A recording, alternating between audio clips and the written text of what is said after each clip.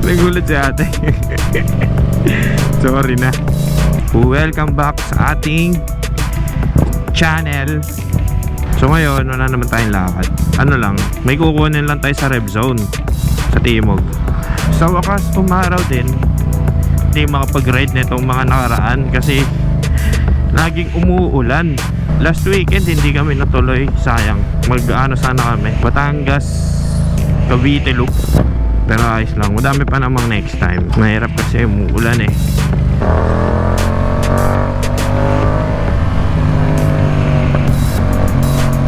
Speaking of mga baka, meron ako napanood sa sa Facebook.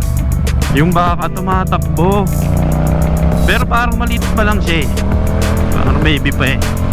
Takbo ng takbo, tapos maka-counterflow. So ang nangyari, napapreno yung yung isang sasakyan sa harap niya, di ba?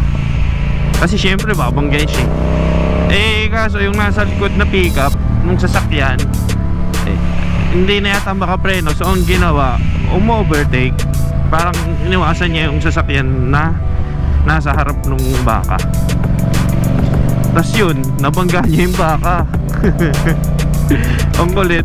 Nakakatawa siya kasi di naman yung baka eh. Parang ang tibay eh, wala lang eh.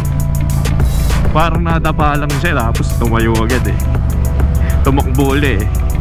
Ganun pala yung mga baka eh, no? Ang titibay. Nabangga ng kotse, wala lang eh. Pick up pa nga eh.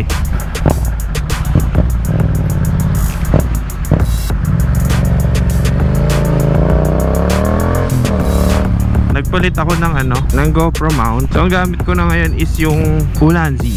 Yan. Pero syempre, binilan pa natin siya ng mic adapter. Unlike dun sa dati natin na media mode, GoPro media mode, hindi na kailangan ng mic adapter kasi na-recognize na yung mic dun. Bakit ba tayo nagpalit? Okay naman si media mode, nasa serve niya ang kanyang purpose, pero hindi niya nasa-serve ang isang bagay na napaka-importante. Ang pagpapalit ng baterya. Nako naman, napakahirap magpalit ng baterya kapag ka naka media mode ka. Babaklasin mo lahat ng kailangan mong baklasin. Pati pagkakamon sa helmet talaga tatanggalin mo pa eh. Kasi sa motovlogging, diba, dapat mabilis. I mean, dapat instant yung mga galawan. Kasi syempre ay nako, nasa motor ka eh, nasa biyahe ka. Tas usually mayroon kang mga kasama. Pero kahit pa wala kang kasama, ang hassle pa rin talaga magpalit ng baterya.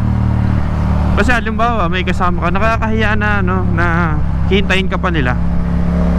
Pwede ka naman nila hindi hintayin, pero siyempre yung iba naghihintay pa rin. Ang tagal eh. Unlike dito sa Ulanzi, meron siyang sariling door para sa GoPro battery. So pag nalobat ka, buksan mo lang yung door, palit battery, boom, good to go. Etong Ulanzi na na GoPro mount, mura lang to, 300 plus, 300 lang to. Ang media mode 5K, parang ganon, 4K to 5K.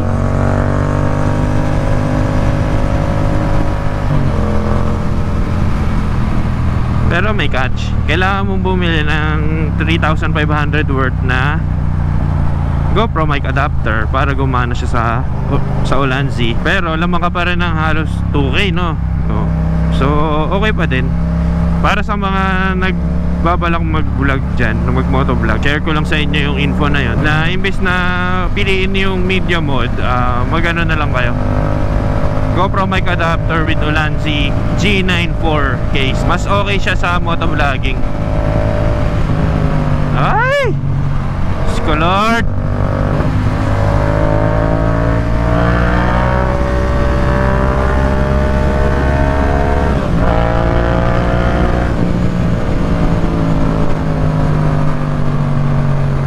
EDSA na.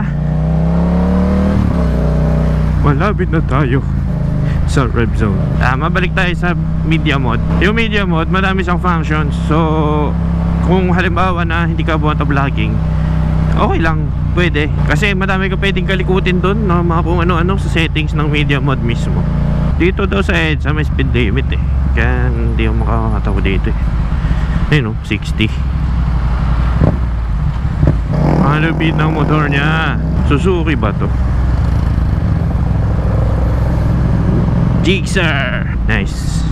Kayang-kaya tayo guhitan yan. Ilaban mo yan dito sa 700cc. Wala, talo tayo. Siyempre, takot ako eh. Maiiwan at maiiwan ako niyan. NMAX nga, naiiwan ako eh. Saka gusto ko nga palang mag-thank you doon sa mga nagsusubscribe sa atin. Ngayon, meron na tayo 169 subscribers as of umalis ako sa bahay. 169 lang ha, hindi 169k. Yung 169, salamat sa pag-subscribe at sa panonood ng mga videos na ina-upload ko. Kasi although hobby lang siya, kahit paano nag-i-spend ako ng oras eh. So kahit paano meron akong kumbaga merong nanonood, merong napagta-transferan ng mga ginagawa ko, di ba? Ay, daming tao. Nyari.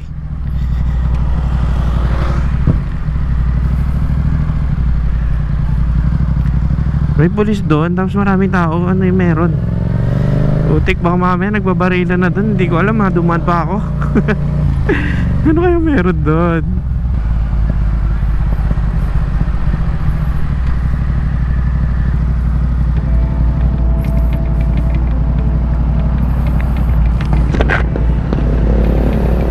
Dito tayo sa rev zone.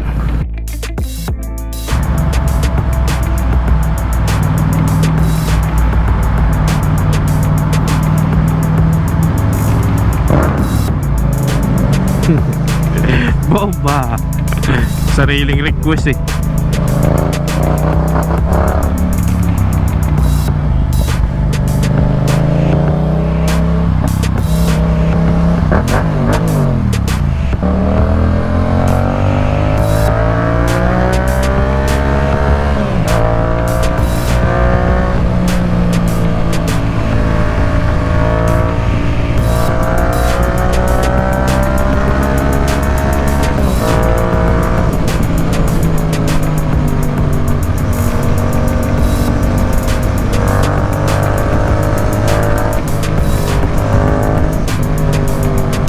Dito sa amin sa may Kawayan, laging traffic dito. Ewan ko ngayon, sana naman hindi masyado traffic. Uy, katabi natin yung truck. Ewan ko nyan. Uy, traffic sa loob. Buntik na akong pumasok. Ewan ko na dyan. Yan kasi problema dito eh. Traffic papasok ng toll gate. So hindi tayo dyan.